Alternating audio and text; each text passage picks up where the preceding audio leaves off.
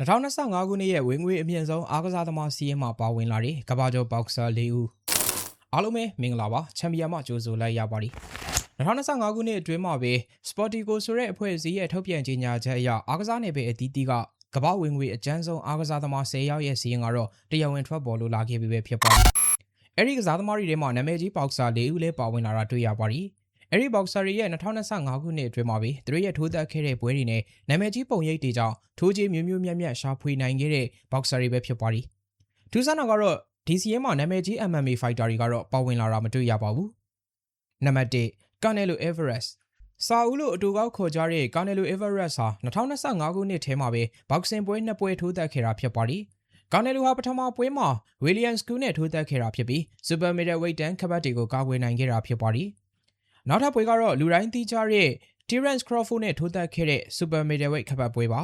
ဒီပွဲမှာကောင်းနယ်လူဟာထိုးကြီးနဲ့စပွန်ဆာစတဲ့ဘက်ပေါင်းဆောင်ကဝင်ငွေတွေရောပါမြမြမြတ်ရခဲ့တာဖြစ်ပြီးချန်ပီယံမဖြစ်ခဲ့ပေမဲ့လည်းကောင်းနယ်လူအတွက်တော့ကစားသမားဘဝမှာရေရှမ်းခဲ့တဲ့ပွဲကောင်းတစ်ပွဲလည်းဖြစ်ခဲ့ပါတယ်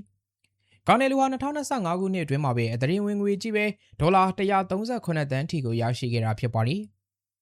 နံပါတ်2 Terence Crawford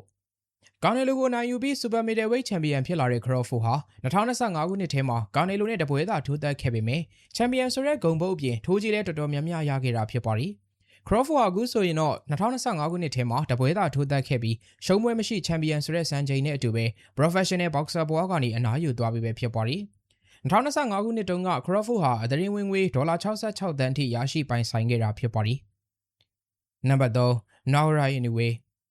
ဂျပန်သားမွန်စတာကတော့စူပါဘန်နန်ဝိတ်တန်းမှာပြိုင်ဘက်ကင်းဖြစ်နေတဲ့ဘောက်ဆာတဦးဖြစ်တယ်လို့2025ခုနှစ်ထဲမှာပဲဂုံတရင်ကပူပြီးကြော်စောလာတဲ့ဖိုက်တာတဦးလည်းပဲဖြစ်ပါတယ်။နောက်ပြီး Naoya Inoue ဟာ2025ခုနှစ်ထဲမှာပဲစူပါဘန်နန်ဝိတ်ချန်ပီယံခပတ်ကာကွယ်ပွဲကို၄ပွဲအထိလက်ခံထိုးသက်ထားခဲ့တယ်လို့ဝင်ငွေလည်းအတော်ကျန်းလာတဲ့ဖိုက်တာပဲဖြစ်ပါတယ်။ဘောက်ဆာသမားတွေထဲမှာ Naoya Inoue ကထိုးကြီးများများဆဆရတဲ့အထက်မှာပါပေမဲ့2025ခုနှစ်ထဲမှာတော့ Naoya ဟာအသတင်းဝင်ငွေဒေါ်လာ62တန်းထိရရှိထားတယ်လို့လည်းသိရပါတယ်။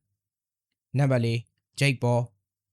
Heavyweight ချန်ပီယံဟောင်းကြီးအန်သိနီဂျိုရှူအာမေယိုချိုးတာခံရပေမဲ့ Jake Paul ကတော့ဒီစီးရင်မှာဝင်ငွေအကျန်းဆုံးဖိုက်တာတွေကတအူးအနေနဲ့ပါဝင်နေတာဖြစ်ပါတယ်။ Jake Paul က2025ခုနှစ်ထဲမှာဘောက်ဆင်ပွဲ2ပွဲထိုးသက်ခဲ့ပေမဲ့နာမည်ကြီး YouTuber ဖြစ်တဲ့အလျောက်သူ့ရဲ့နာမည်ဂုဏ်သတင်းတွေကြောင့်လေထိုးချင်းတဲ့စပွန်ဆာဂျီတွေကိုမြမြမြတ်ရခဲ့တာဖြစ်ပါတယ်။ Jake Paul ဟာ2025ခုနှစ်အတွင်းအသတင်းဝင်ငွေဒေါ်လာတန်း60အထိရှိတယ်လို့လည်းသိရပါတယ်။